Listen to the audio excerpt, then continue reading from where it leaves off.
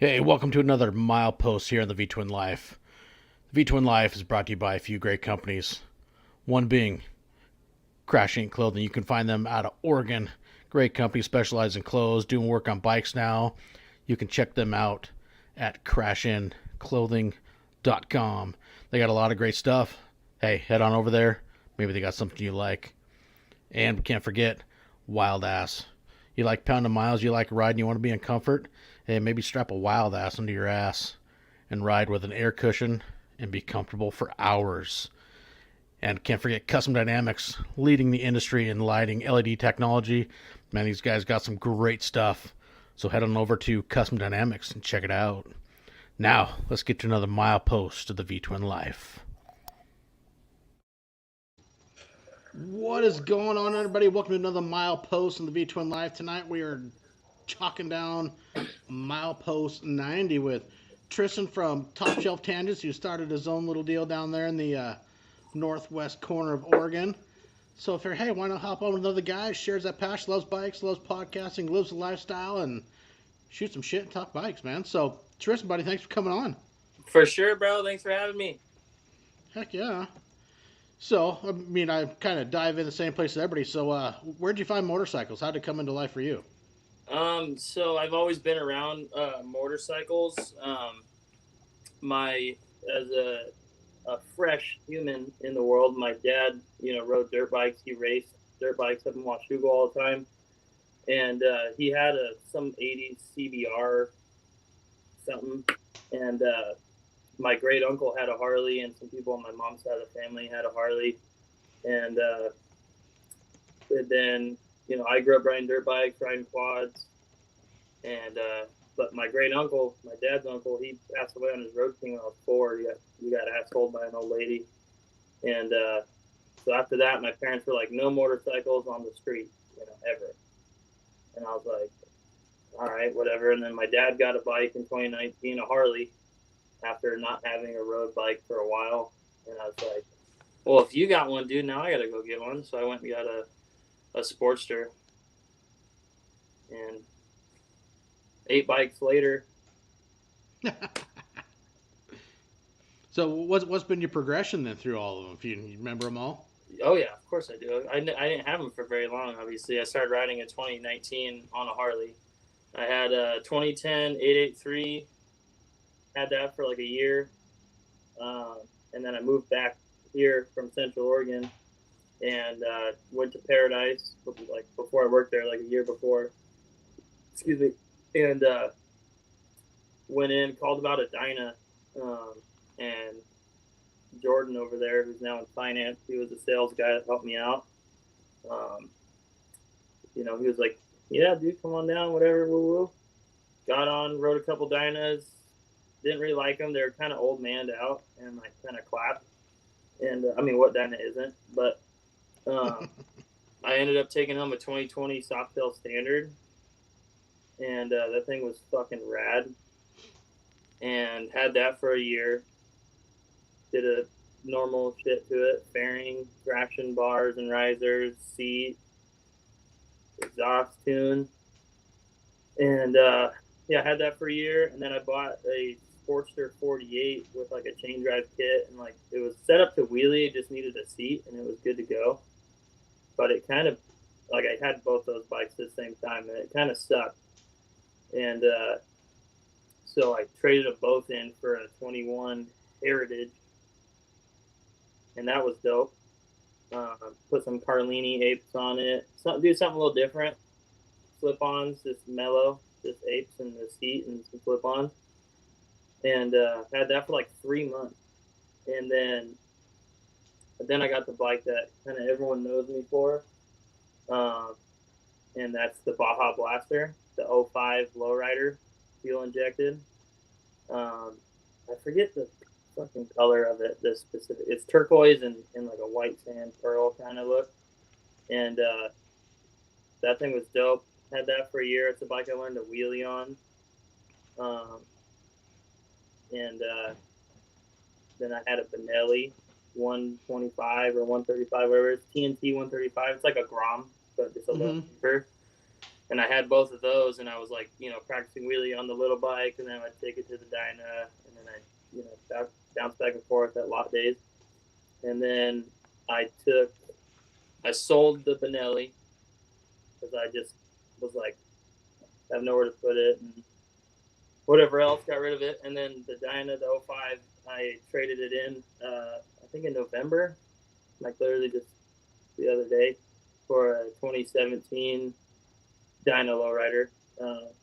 And it's been painted, everything on it's been powder coated, full suspension, front and rear, fairing, gauge relocation. I had Richard at SBOD parts, dual gauge dick. He did my gauges. That's the only thing I've really done to it, was just have the gauges done. It's got Olin's, came with Leather Pros. This is my buddy Jeff.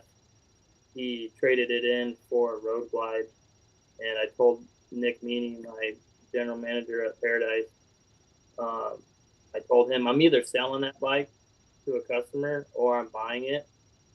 And I had no one to sell it to, and every other salesperson there had somebody to sell it to, and just kind of out of spite, I was like, fuck everybody, I'm buying it. And so I bought it, and it's sick. It's got cams, like fueling Reaper cams and stuff. Because of the weather, I don't really like riding in the rain. I have rain gear and all that stuff, but I don't really vibe on it. Not something that's fun. I mean, especially learning on a new bike, Yeah, well, I mean, if you ride somewhere, you get stuck in it, okay. But yeah, just to do it just because, no, thank you. Yeah. We pop tops on my podcast, so we're popping tops on yours too. Hey, there you go, buddy. So how long you been at Paradise? I started October 8th, 2020. Okay. I think I met you when I came down there for Brad's, the Crash Inc. deal. Yeah, you did. That's when we met. Yeah. Crash Inc. Boom. Sponsored the show. Your show. Oh yeah. Yeah, that was a good time. It was really cool meeting you, and I had just heard about your podcast too, so that was cool to meet you and be like, oh hi buddy. Yeah. Yeah, that was a fun turnout. It was super good. It's always fun to see friends and new faces at the shop, just hanging out. So that's a pretty good size, pretty cool dealership. Mm-hmm. It's the best one. That's what they say. Yeah, I mean, I have the store number tattooed on me. It's that cool. There you go. Yeah. So kind of, what's your style of ride? You come more to this kind of the fun street riding, or? Yeah, I mean, I've never ridden out of state. I was telling Shaq on his episode of my podcast we were talking about, but I've never ridden out of state. Well, Washington, I've gone to Vancouver and Battleground and Camas, but I've only ridden around Central Oregon, and then Roseburg's the farthest south I've ever ridden. Hang out with some buddies. I've ridden the coast, but I'll do a lot of it, if that makes sense. And yeah, in a trip, we'll just ride around Oregon for the weekend. But I guess I kind of just ride it's a BMX bike, jump curb, speed bump, speed, two wheelies. Right. I mean, just and then kind of the menace warrior to society. Stuff. Yeah. Mm-hmm. But so I want to get some trips in this summer. Now that I've been there a couple of years at Paradise, I have, some accrued vacation time. So there you go. So what kind of plans you got, or what are you thinking? Anything that's kind of penciled in for sure? Or you're just kind of still working on ideas? I haven't really planned anything. I want to, for sure. One of the big things I want to go to is Born Free. Excuse me. I don't really care about going to Sturgis or anything like that. Just because I don't know, everyone goes, and me and Sam the other day we were talking about going to. He was telling me about Born Free, and he just rode down there by himself, and he met a lot of cool people that he's still friends with and keeps in touch with, and that sounds super fun and more kind of like my style too. I like choppers and stuff. I've had a hand in building a dyna chopper before, and it's a super cool experience. And it seems more my speed, and then maybe go to like Four Corners or something. That sounds fun. I've seen Jason gone to that and Brad, and it just looks like a good time. Four Corners would be cool. I think Yeah. that's Labor Day weekend. Okay. Yeah, see, I don't know when any of this stuff is. I just see it on Instagram like after the fact or during. Yeah. And yeah. Tell you what, the Sturgis area is cool. Especially if, had the fortune. I went there for the first time this summer. Went pre-rally in the end of June. Mm-hmm. And man, there's some epic riding around there. It's freaking awesome. That's what's up. You ride a road glide, right? Yeah. Limited or just like regular? It was a standard when it started life. Dope. Man. Yeah, I got a Twinkie. Mine's an 04. Oh, four? So, but no, I love it. It's a good time. Yeah. That's sweet, man. But yeah, I'll be going to actually doing Sturgis this year for the first time. So that'll be fun. Yeah, I was going to go last year with my pops, but he wanted to like trailer his bikes, and I didn't want to do that. And this is when I had the Baja Blaster, and I was like, well, I don't trust the Baja Blaster to ride that far. Built motor, kind of high mileage. I beat the shit out of it. So I was like, we'll put the Baja Blaster in the trailer, and I'll ride your street glide. And, you guys can just try to keep up. And then if you want to ride a little bit of it, we'll just do a little switcheroo.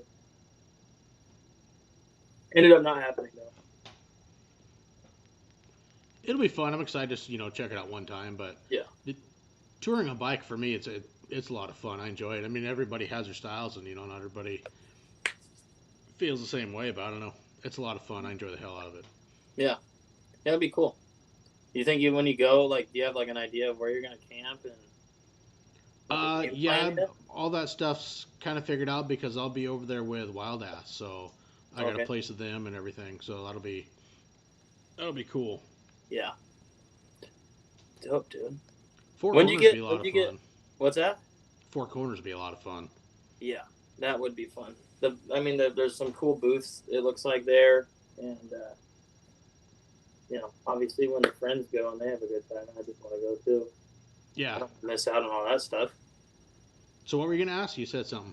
You got custom dynamics on here? Yeah, buddy. That's sick. When'd you get that?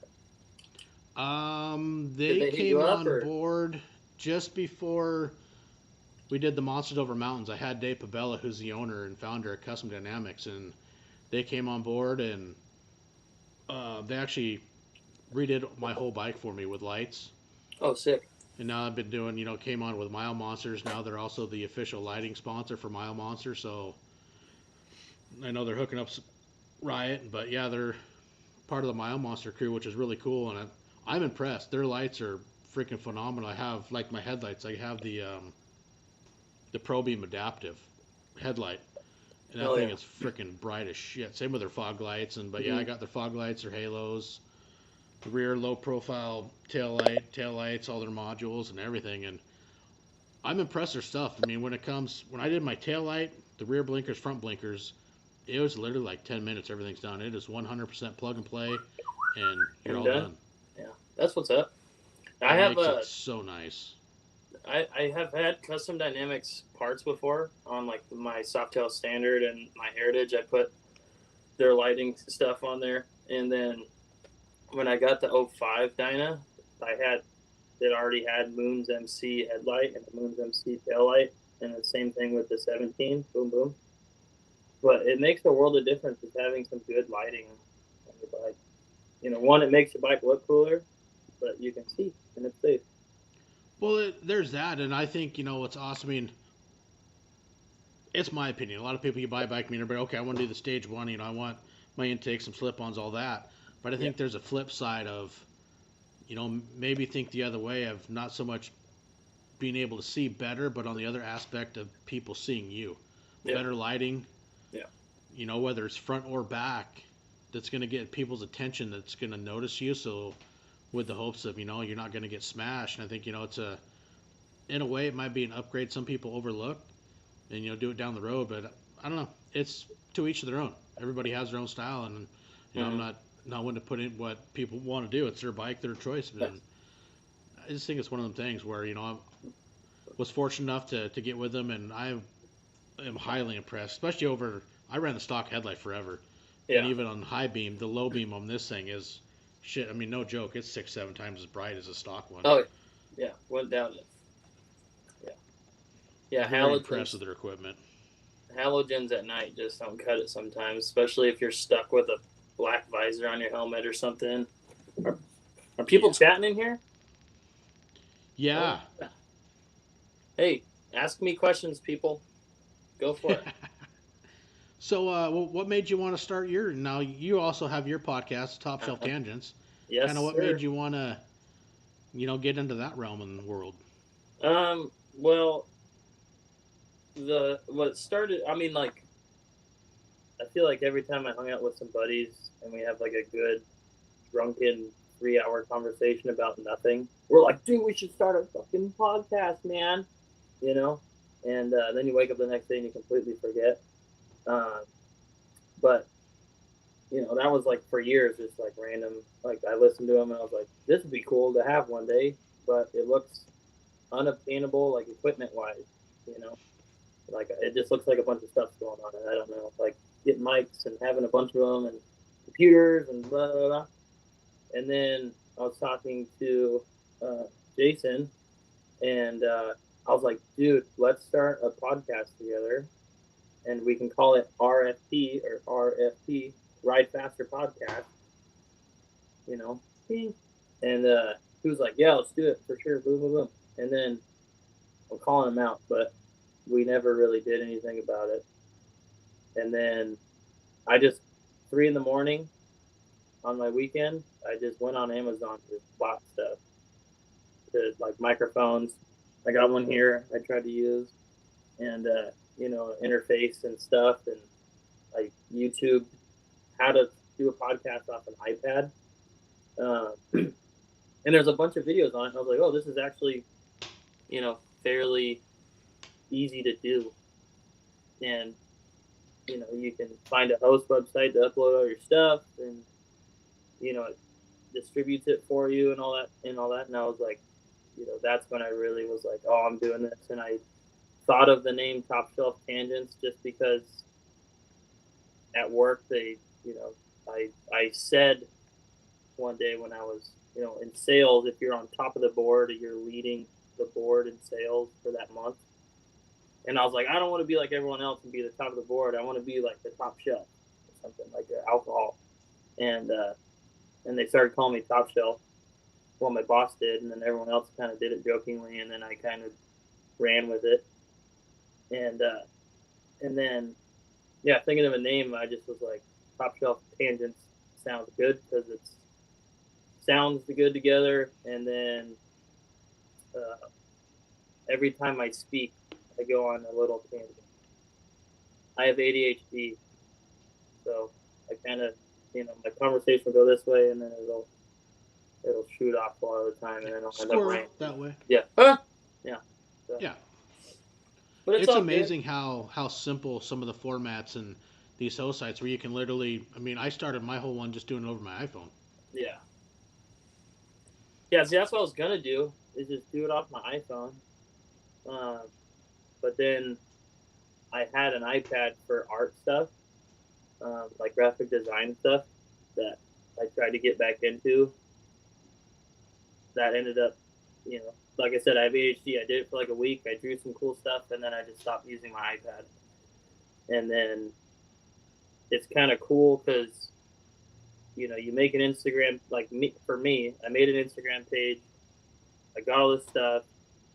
I figured out how to use it. I started getting people, to guest on it every week. And they kind of put me in, I kind of disciplined myself to keep doing it every week, like by accident.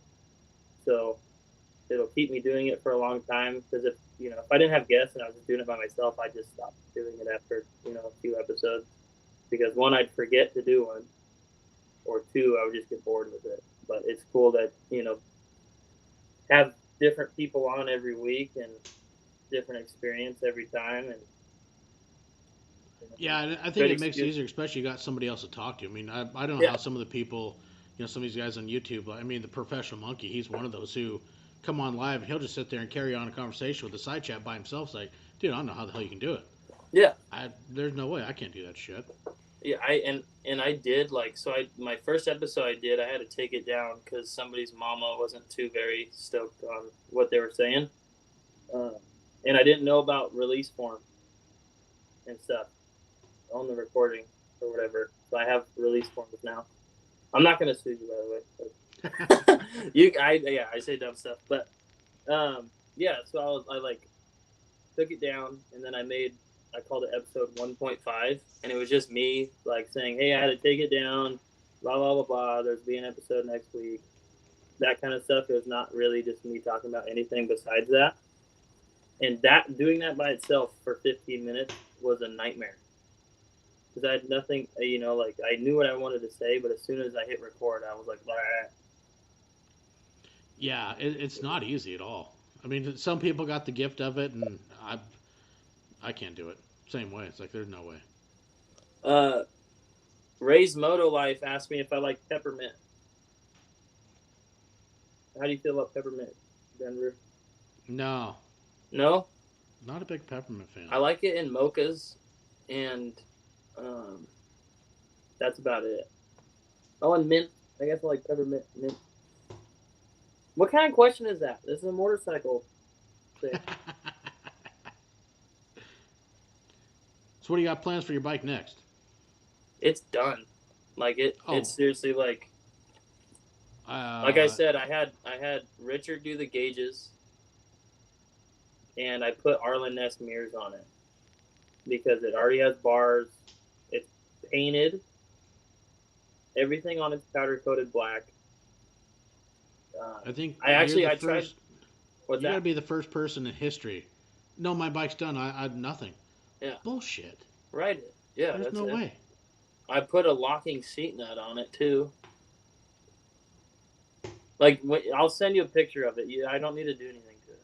I tried to do Lindell brakes, but they didn't work, so I sold them to Shaq to do on his chopper build, and that'll be dope. But yeah. it's done. Like yeah. Time for another one. No, I didn't build it, so I have to enjoy it. My buddy. Well, no, did you can keep all. it, and then time to get another one. Well, with the payments I got on it right now, because I missed a credit card bill, so my credit went down, a little bit, but right before I bought it. So I'm upset with myself. But it's life, baby. Roll with the punches. Bar dart. What do you got planned for your bike? What? Actually, new suspension coming in a month or two. Suspension is probably the best thing to do to your bike. Yep. I actually have a set of forks that are sitting down in Brad's garage, so I'm gonna head down there probably in March, and then I'm gonna about that same time I'll order the rears and swap out new forks and figure why we got it off, throwing wheel bearings, neck bearings, and just do them while dropping all the stuff there. So that's cool. What stuff are you going with? Well, the front I got a deal on the new forks, and they're already built with progressive springs in them. Mm-hmm. So I might just go progressive on the rear, but I found a killer deal on some Öhlins, so might go that way. Öhlins are good. I got Öhlins on the Dyna. They're for big boys, and I'm a little dude, so I couldn't get them to even move. And when I bought this thing, so I had the dude send me the preload adjuster, and I just softened it all the way up, and now it's good. Because it was like so stiff, I'd try to wheelie this thing, and it would just not, like I said, it wouldn't budge. So I just do a burnout up the street. Tristen, your bike has an engine? No, it doesn't. My buddy Tristen just asked me, my bike has stabilizers yet, and it doesn't. So it wiggles and wobbles. The Dyna stuff. So besides one deal like Born Free or the Four Corners Rally, you get any other ideas what you're kind of weekend getaways or anything this summer? Me and some buddies have talked about riding to Montana for just a couple days or something, and coming back. In the past, we've ridden to like Lapine and just like pitched the tent and drank some beers, and then went home the next day. And that's always fun, just to get away for. Well, shoot, if you for you, head towards Idaho and then go up what is that Highway 3 by Enterprise and go up to Lewiston, Lewiston. run Lolo up out through Idaho into Montana, Mm-hmm. come down into Missoula. Missoula. Yeah, I think I got my uncle lives up in Montana. Maybe I'll hit him up and go see him and shoot the shit with him for a bit. I haven't seen him since I was a kid, so that'd be pretty cool. Yeah, that ride out of Enterprise, that's a killer highway to ride. Then, I Mm-hmm. mean, Lolo's an absolute blast. You guys would have a kick-ass time with that. Well, there's a couple dudes on Sporties that'll be left behind probably, but I'll enjoy the ride. Oh, yeah. Yeah, I have a few friends that I've been egging on to get a bigger bike because they rode to Canada on Sportster, like 6 of them. And At least for that, I mean, going up I-5, you got plenty of fuel stops, because they're not well, they did some funky roundabout, way up there. They rode the coast up and then cut over and then did it again, and I don't know, but they made it the long way. But I would love to hit the East Coast sometimes, Ray. Any future plans to do anything on the East Coast? That would be fun, but it ain't gonna happen this year. I know that. I don't like the East Coast. West is the best, and that's all I'll say about that. I would like to. I mean, I'd love to do Tennessee, go down through the Ozarks, Lake of the Ozarks, whatnot. Arkansas has some killer stuff. I do like Nashville. Riding in Nashville would be super rad. I think riding the outskirts would be pretty fun, but there's a lot of stuff. I mean, there's a whole lot of stuff to see areas within our own corner, our own country, and within our own borders, and it'd be a blast. There's so much shit to see, and I want to do a lot of traveling at some point. Mm-hmm. I like when I said Nashville. I actually did mean downtown too. It's funny that you said that, like riding the outskirts, because when I went to Nashville, it just looks for me. Yeah, I like looking at nature and stuff when I ride, but I also like looking at architecture and like building design stuff, and yeah, it's I don't know. I like looking at buildings. That's why when I ride, I just go to downtown Portland and I just ride like a dickhead through Portland and do wheelies and with my friends. Yeah, and there's a no chase law, so that's good. I do. I try to avoid the big city. I'd rather go around it and bypass it completely. Yeah, but that's just me. Some fat dude named Lee in the comments asked if I was ever going to go to Arizona. He may or may not be related to me. Yeah, I want to ride in Arizona actually really bad. You got some other friends down there too. I mean, a lot of guys. I mean, one of those places you can ride year round down there, in good weather. Yeah, it's always nice. Four Corners Rally again. Coming back to that, going down there would just be super fun. I like riding in the desert. It just feels like you're in, the movie Easy Rider. I don't know the dates for it, but you have Arizona Bike Week down there. Oh, they have a bike week. I've heard that's getting bigger and bigger down there. That's rad. Yeah, I want to go down there and I want to meet like Ryan Cruzy and go to his I think shop. it's in Scottsdale. I think I could be wrong. That's just if I remember hearing right. Yeah, I don't know, but yeah, like Jason's friends with him, and I guess he's from Oregon originally. But I could be wrong, but so we got a connection there, and we ride dynos. So I think it's time for a hat switch. Let's do lead. I don't know. That's what's cool. Everybody has their styles. I mean, I'm more of the bagger person. Pack it up, load it down, and hit the road. Mm-hmm. I got Leather Pros on my bike, but they're quick release for a reason. I only use them when I need them. And like today, I was out riding. I didn't have them on, and it was nice. But it sucked because when I went to go get some adult beverages for the podcast. I didn't have anywhere to put them, so I had to stuff them in my shirt. See, that's why I don't ever take my tour pack off it. I mean, shit, I use it all the time, whether, gloves, coat, put stuff in there. I mean, one of my saddlebags has my tools and cleaning shit, and that I always keep with me. And I've taken my tour pack off once, and I thought it looked fucking ugly, so I stuck it back on. I mean, mine's all tour packs are rad. Mine's all set up for quick disconnects, but I'm so used to being on my bike, I can't stand the look of it without it. Yeah. This is practical. I use the hell out of it. Yeah. I want to put a tour pack on the Dyna, or not like hard mount it, but I do want to get some sort of quick release going. I do have a tour pack, but it's for I think it's for what'd you say yours is 04? Yeah. I think it's for somewhere around that year touring bike. I forget what it came off of, but we got it at work, and it was randomly just in the way. And my sales manager at the time was like, "Hey, do you want that tour pack?" And I was like, "Sure, I'll take it. Either I'll give it to somebody or I'll use it." And I was gonna sell it or give it to my buddy Tristen, who's actually watching right now, or use it on something for me, but. He has to come up here and get it was the only stipulation, and I've had it for a year. So Tristen, hurry up, come get that thing. They're handy. I enjoy the shit out of them. I use it a lot. I mean, because there are times I'll go to the grocery store on the bike and throw stuff, saddlebags, pack up the tour pack, and whatever. Mhm.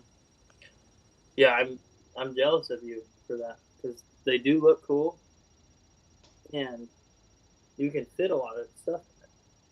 Oh, yeah. Yeah. I mean, you can fit 2 12-packs of pounders and an 18-pack in there. You can? Oh, yeah. Can you fit 2 helmets, full faces? No. No? You can fit one depending on the style. I think you have to turn it sideways. Some of them fit, some don't. Mm-hmm. Yeah, there's been plenty of times where my saddlebags haven't cut it in terms of beer run room. Yeah. And good thing I carry bungee cords and stuff on me because I'll have to half-ass close the saddlebag, the Leather Pros, and then wrap them up with bungee cords and stuff. See, that's what I like. On mine, I also have the company went out of business called Lid Haulers. So it's a leather saddlebag lid cover, but it has 2 straps that are built in, so you can pull the straps say you're a sleeping bag, a coat. You can fold it up, stick it on there, and then pull the straps tight over it, and they stay right on the saddlebag lids. Yeah, that's dope. They're handy as hell. I know had some other buddies seen them wanting to get them, but Lid Hauler went out of business a long time ago, and you can't find them anymore. You can get just plain leather lid covers, but not with straps on them like mine. Yeah, I've never heard of that company. Yeah, I don't know how long ago they went out of business, but. Mm-hmm. You got what do you got done to your road glide? Cams, intake, tune, slip-ons, 95 kit. Oh, you got a 95 kit? Yeah. The Baja Blaster had one, and it's a whole nother animal than an 88. That's for sure. Yeah, I got the gear-driven cams in it and all that, so she runs well. Take care of it. Keep up on all the maintenance and go for the best. That's what's up. My buddy Toby keeps texting me. He's watching right now. He wants me to take these off. What do you think about him, Denver? Hey, you got to be the man in black, You just wing it. Or the man in green and white. Yeah, it's kind of like Where's Waldo? Mm-hmm. Yeah. So what plans you got? How what are you trying to do with your podcast? Plans are have fun, drink with my boys, and that's it. It's not a thing I want to necessarily. It'd be cool to get a following in the bike community, nationwide or whatever. But I didn't start it to do any of that stuff. I started it just to have an excuse to talk with my friends more than I already do. Um, because with the weather and stuff like that, um, it's been real shitty out here, and Yeah. not being able to ride as much, I don't get to see my friends as much. But having an excuse to come hang out with them and talk one on one, I feel like one has brought us closer together as friends. Two, everyone listening kind of gets to be a part of that, which is rad.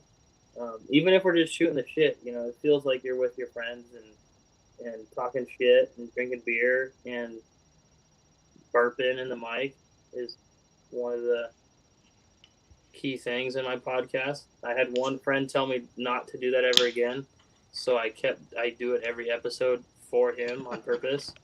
And I wanted to feel like you're out with your buddies, just shooting the shit and having some top and popping some tops with your friends. That's what I wanted to be like,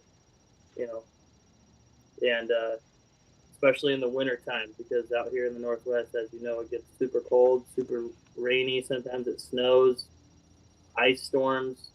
You're not going out riding as much as you do in the summer. No. So having an excuse to quote unquote hang out with your friends is rad. Yeah. And I feel like it's very progressive because we have a 6-foot distance, so COVID's not an issue. And if you're listening, you're not gonna get COVID either. Oh, yeah, fuck, there you go, man. I know, I finally got out last week for the first time in a couple months. Really? Yeah. I actually had some good weather last weekend. That's what's up. Yeah, it's nice out here right now. It's cold as hell. The ride Easy, to work Brad. this morning. That's mean. What did Brad say? I'm gonna look. It's right there. Denver's Road Glide is a track. He got your ass. Hey, I just like to cruise, man. Yeah. Well, us Oregon boys, we like to, and that's all I'll say. Yeah.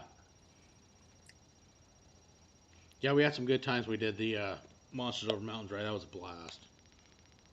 That's what's up. Have you been to a bike night out here yet? No, I've been meaning to, but I haven't been able to make it. I'm going to try to at least make one this summer. You're fucking up, Denver. You need to show up. I'm going to try to make at least one this year. That's my plan. One of the, I don't know how to perfectly describe their job for bike night, but I'll just say one of the organizers kind of made me become like an MC there, like EMCE, not MC. I know we're talking about bikes, so people might think. Oh, yeah. But master of ceremonies, and essentially that they just wanted me to yell at people with a megaphone. So I bought a megaphone, and I peer pressure people into doing burnouts. So if you go, I will be there, and I will expect a burnout from you. Yeah, I don't know. We'll see. I'll come down, hang out, check everything out, hang out with a bunch of the fellas, and have a good time and see what's up with it all. Yeah, well, maybe I'll set something up so you can get a free tire at Paradise. Yeah, I might be due for one soon. Yeah. Actually, might as well. I think I got a little bit more. I think I only got about... No, because I put that on last year before I went over to South Dakota. Yeah, I should be good for a while.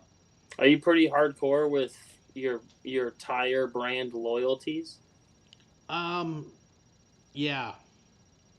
I really like the Dunlop American Elites. Yeah. Is that what comes on stock with bikes? No, the stock is the Dunlop 404s. 404s, okay.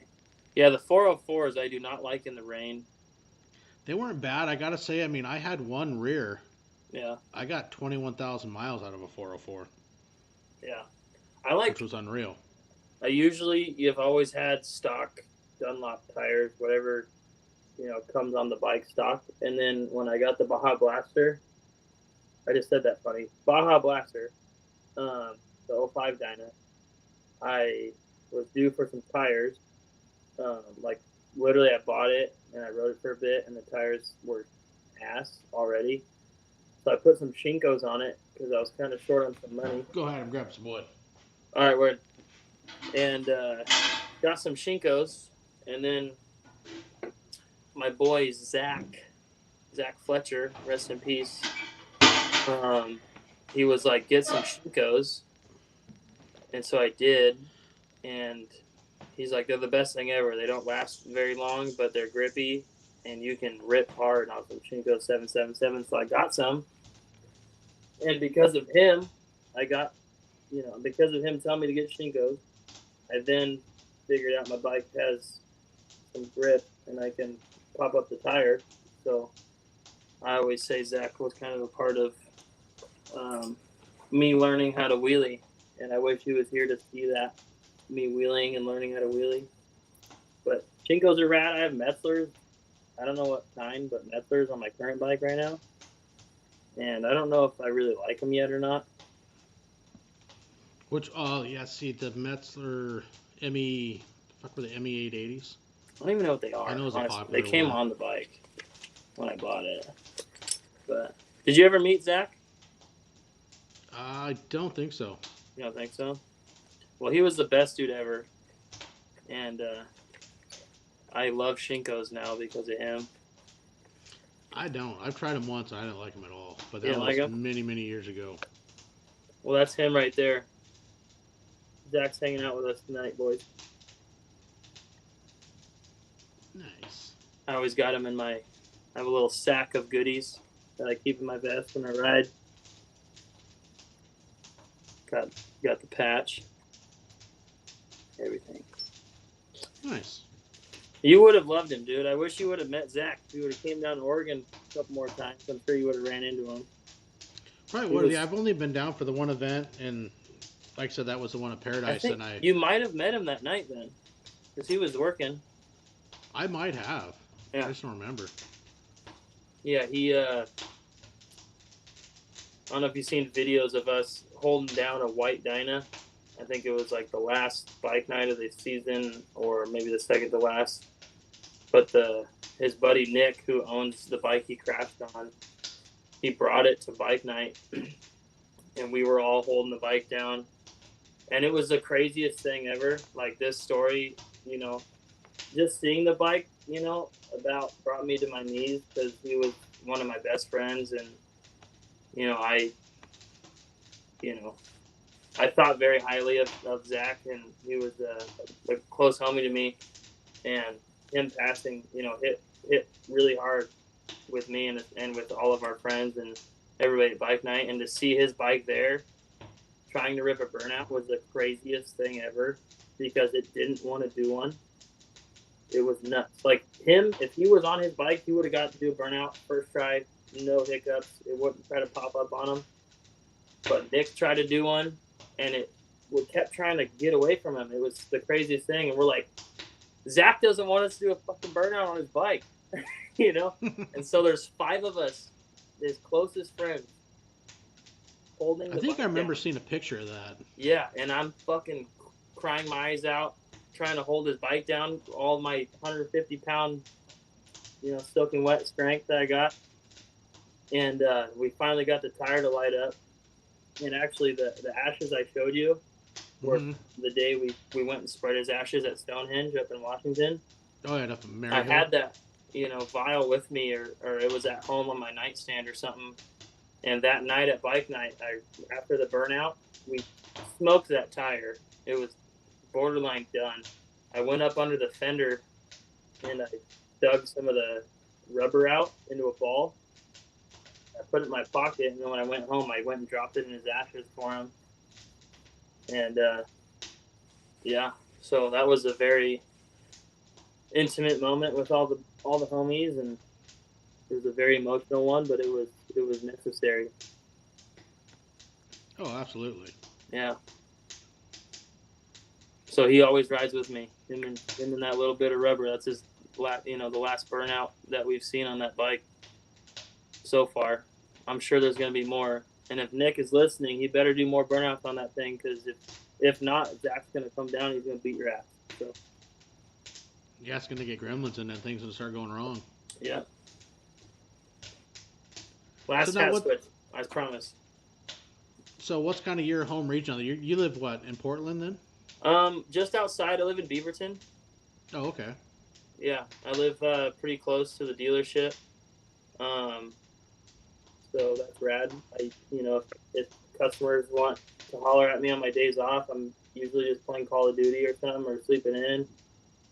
Uh, if they need help, I'll always run in there, unless I'm out riding, and help people out. And customer service is always my number one thing with working there. So it's nice to live close and be able to have customers have access to me, and so Yeah, that's one of the reasons why I live close. Another one is I'm just outside of Portland, so I don't got to deal with all the Portland stuff. that's a good thing. But I live close enough to where if I want to rip, I can do a little rip ski around Portland and come back home and just get out of the house for like an hour or so. Yeah, Mm-hmm.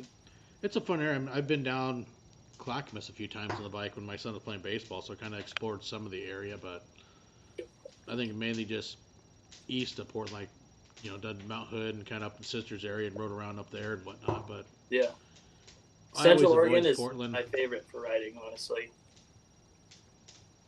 Done a lot of Eastern Oregon down the freeway. Yeah. I like riding up and down. Riding around Smith Rock is super fun. The roads are really windy, and you get to see the crazy rock formation that is Smith Rock,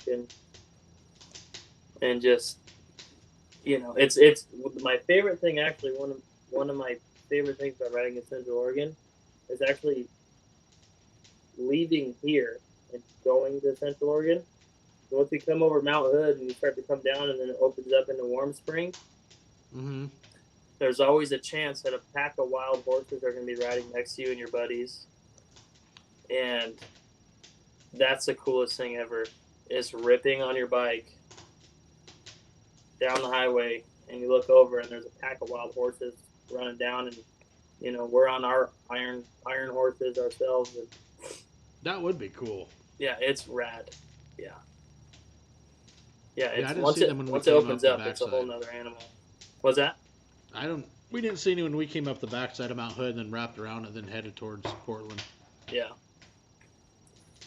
That's awesome. What's the first thing you're gonna do once the weather starts to get nice up there? Probably gonna bust out a monster ride. Yeah. They got a couple different ones. There's a 507-mile one in under 12 hours, so might go do one of those on Saturday. Have you done a 1K in a day yet? Oh yeah. Yeah. I've done a 1K, a couple of them. Done a saddle sore. I've done a bun burner of 1500 in under 36. Not bad. That was when we did the Monsters Over Mountains. We actually Ramble from Ride 1K in a Day was one of the sponsors. So on the first day of the Monster 100, wrong event, the Monster Over Mountains, we did 1,020 miles the first day. Oh, that's crazy. And then the second day was a little over 500 for the rest of it. Because I did 1,550 in 35.5 hours. Yeah. Yeah, I don't want to do a 1K in a day. It sounds stressful. Once you do and you find out that it's addicting. Yeah. Because And fun. I've put, when I was on my first 40, when I rode down to Roseburg, we were doing 100, 110 the whole time, and being on an 883 5-speed, it was a nightmare. Yeah, that I don't know if I'd want to do it on a Sportster. I wouldn't. Yeah. I'll pass. No shot. Yeah. Well, I got to carry a jerry can with you just in case.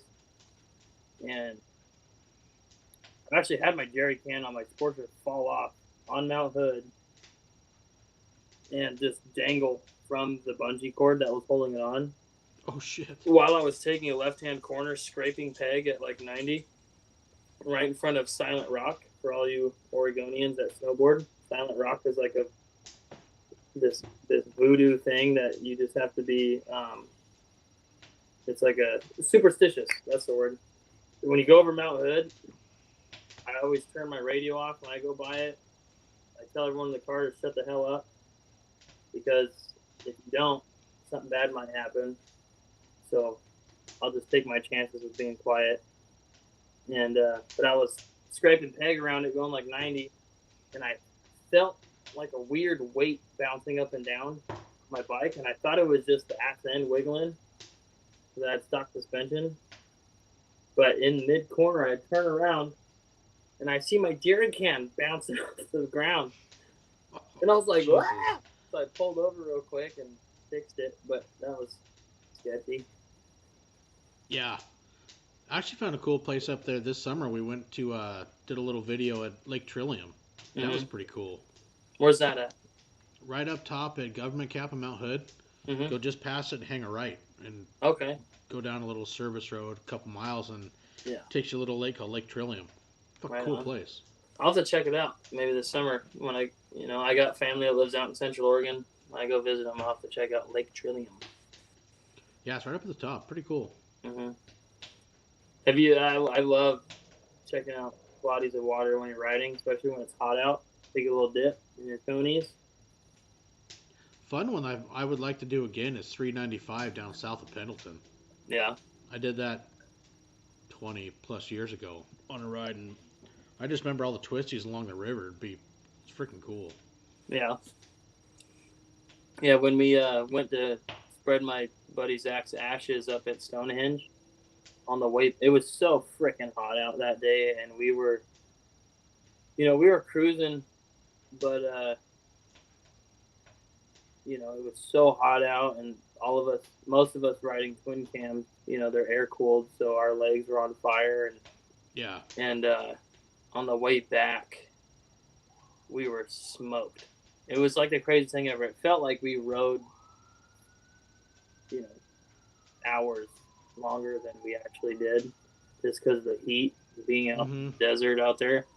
Oh yeah. And on the way back, we stopped at some boat ramp launch thing or whatever, and we just stripped down to our chonies, like 6 of us, and we sprinted out into the Columbia River, took a little dip. Felt so good.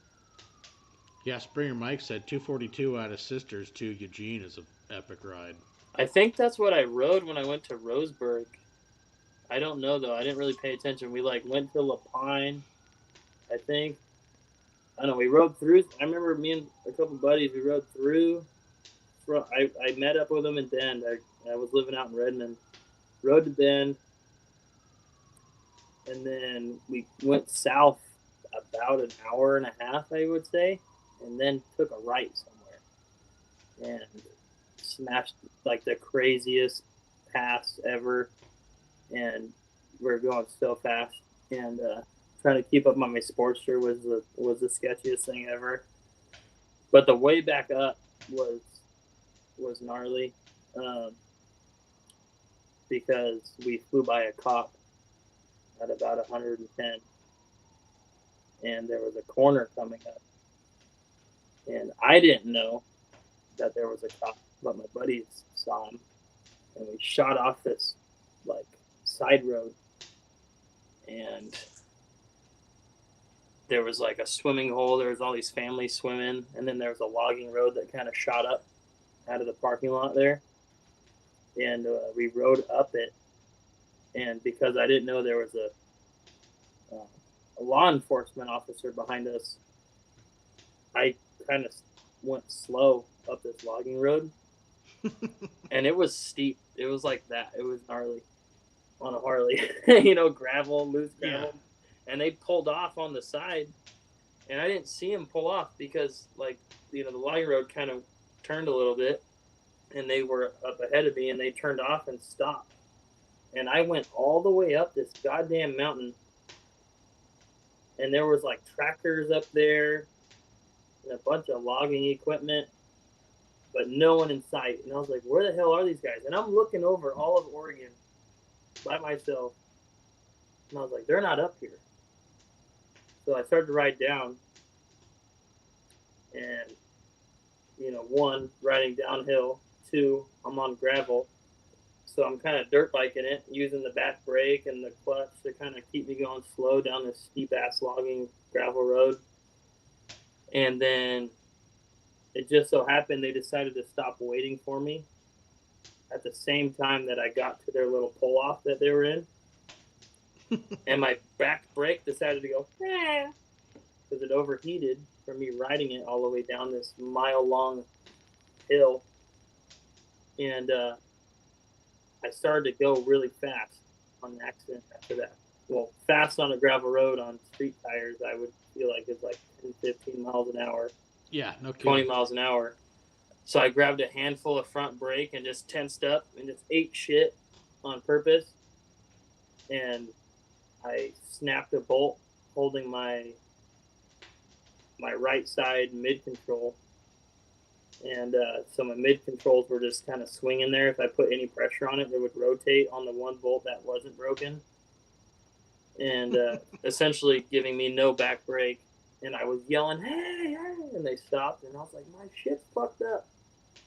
Picked up my bike, and I walked it the rest of the way down in first gear, just using the compression of the engine and the front brake a little bit to get me the rest of the way down. The cop never found us, but yeah, made it down. I tried shoving a stick in there to hold my mid control on and stuff. Didn't work. So I rode the rest of the way back with my right foot on my rear passenger peg. No rear brake, just all front brake, and still going as fast as we were going the whole other rest of the weekend. But it was good times. There you go. Yeah. And actually, my comment: have you ever been to the Pendleton Bike Week? They have one in. Fuck, I don't remember if it's June or July.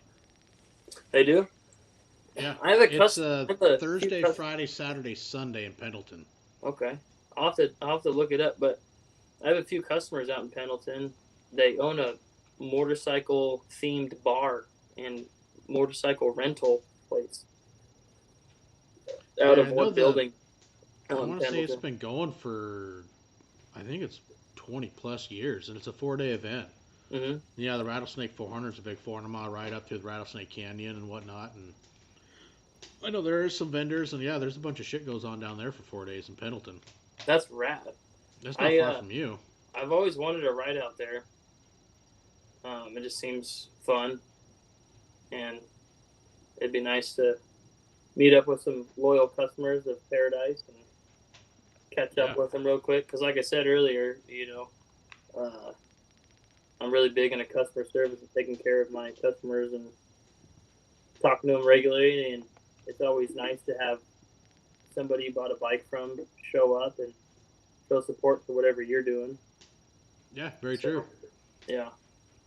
It goes a long way building that rapport. Yeah, for sure. And working at Paradice after 2 years, it's nice to, just kind of make a living off of referrals and friends regularly coming in and buying bikes instead of making cold calls all day and pissing off old dudes. Yeah. Hey, bro, you still have your 2011 trike? And they're yelling at me, I don't want to trade it in. I'm like, okay. Just checking. But I did my time doing that. So. Oh, I'm sure. Yeah, I couldn't do the whole sales thing. Yeah, I don't think it'd work for me.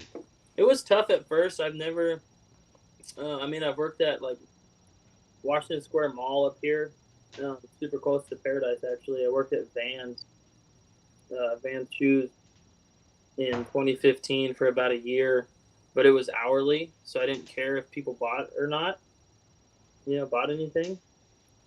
I got asked all the time if I worked off commission pay, but I didn't.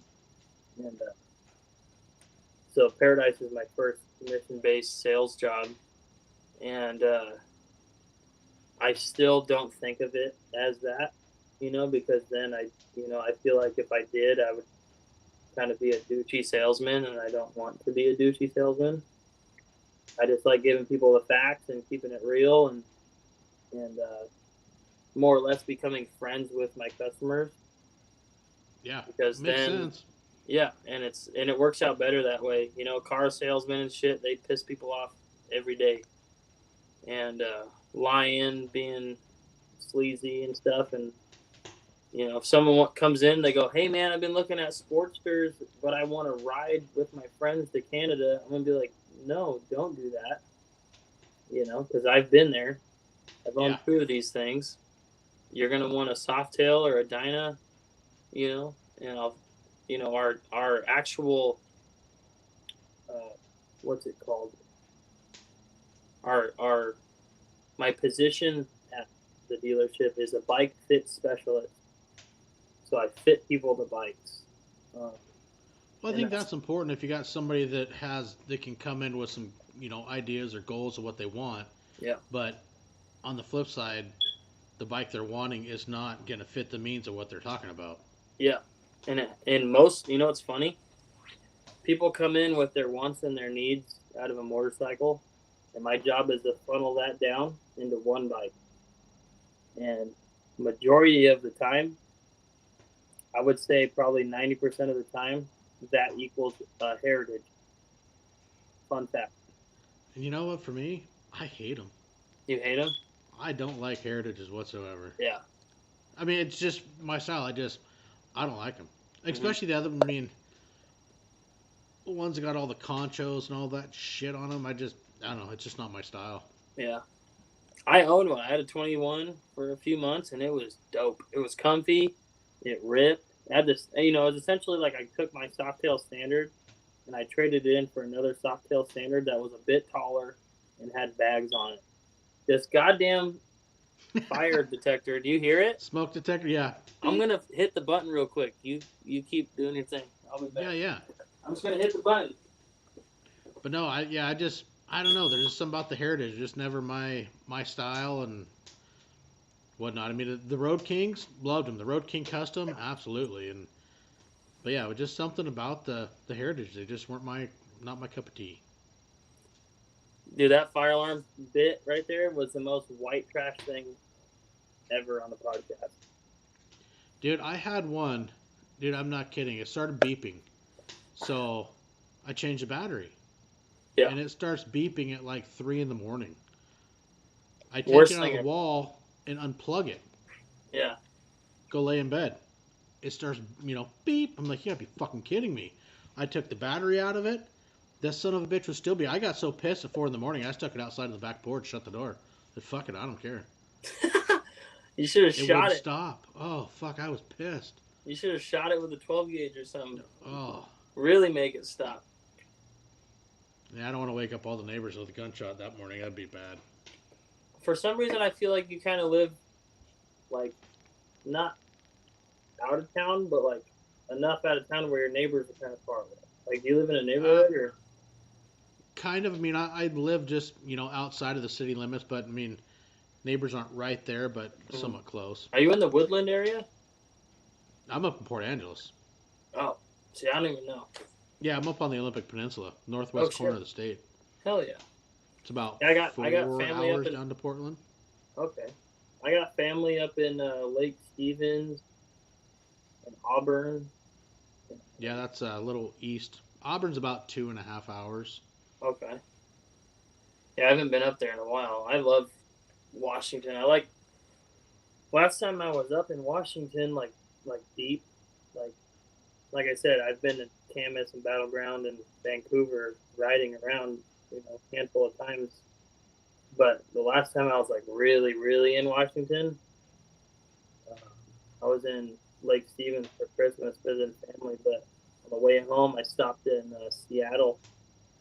I skateboard, and there's like a skate park plaza, like just underneath the Space Needle, and it's the sickest thing ever.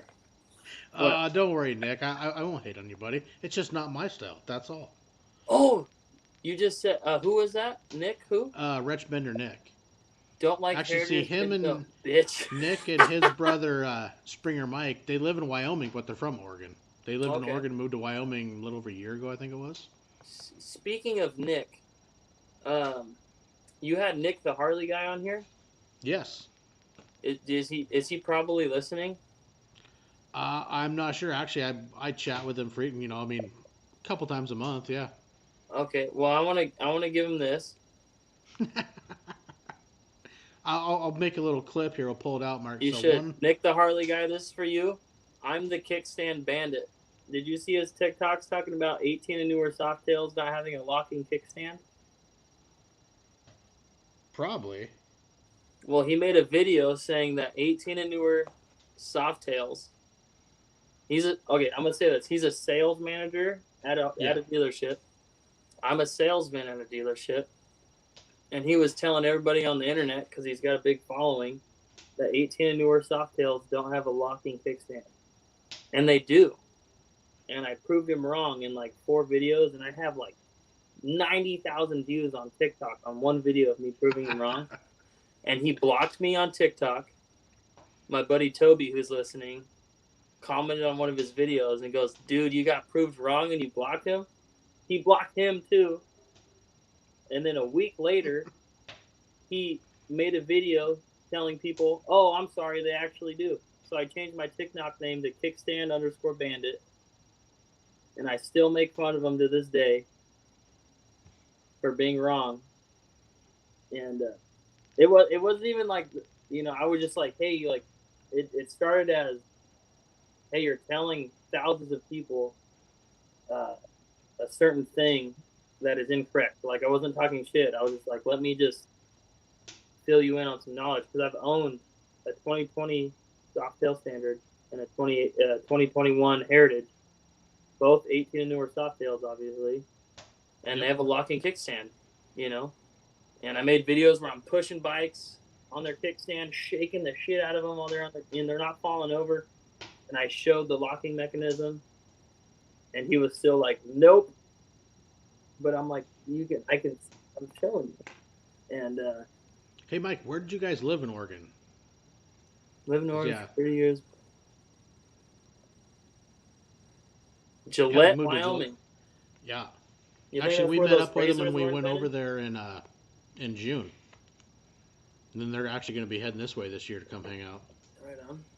It'll be a lot of fun. And there's a handful of people I've seen making a nationwide ride, and I keep telling them to come to Paradise and hit me up so I can give them a high five. Yeah, you have to venture up this way, come up, because, I mean, like, where I live up here, I'm right at the base of the Olympic Mountains. You can take the whole loop, come up Port Angeles, and you can head right back down the coast to Portland. My buddy Toby's texting me instead of hitting the chat. The guy who got blocked by Nick the Harley guy. Mm-hmm. Yeah. No, I loved Nick the Harley guy's videos, but it pissed me off that he blocked me. So Yeah, I went some of the way shit over. is pretty funny. I went way overboard on talking shit after that, because I wasn't talking shit until he blocked me, and then I was like, okay, it's on now. Internet beef. Yeah, where's he at? Fort Wayne Harley Davidson. Yeah, Fort Wayne in Louisiana. No, Indiana. Indiana. That's what I said. I for sure said that. Oh, yeah. Yeah. Well, shit, buddy. Thanks for I know it's kind of rushed for you. It's doing something different for me, starting at 5:30 instead of 5, a little later start. But you make it work to make it work for everybody. So, man, thank you so much for that. Yeah. Heck yeah, man. Thanks for coming on and shooting the shit and talking stories. For sure. Why don't you go ahead and plug yourself where people can find all yours? For sure. So, my name's Tristen.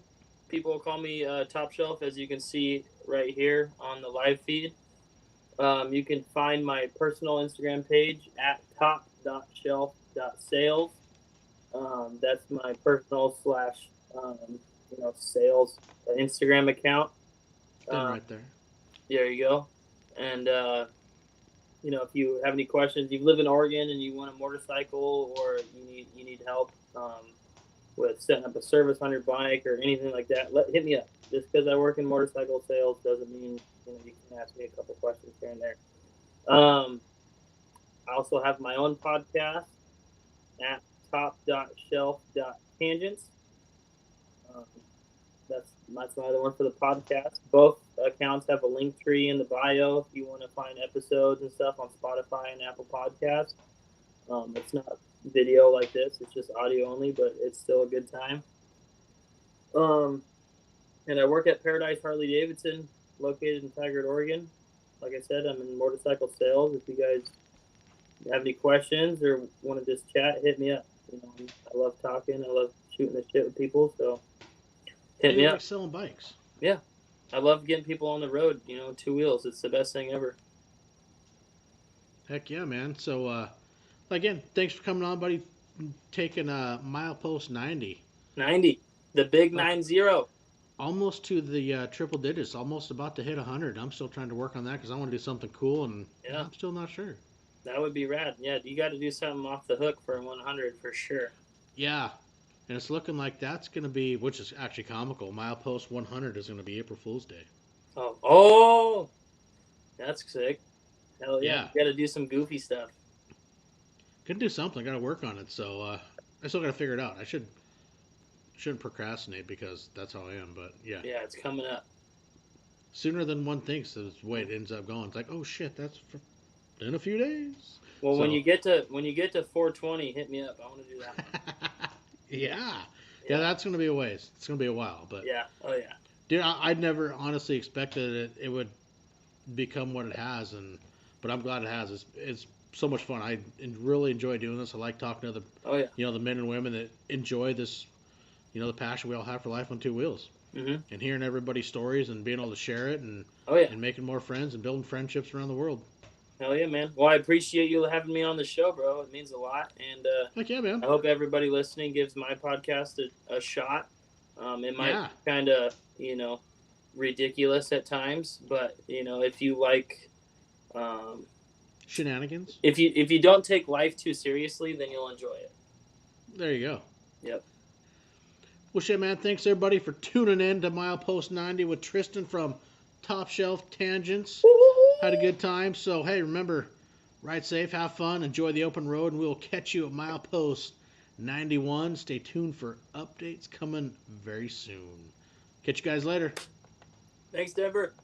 Yeah, bud.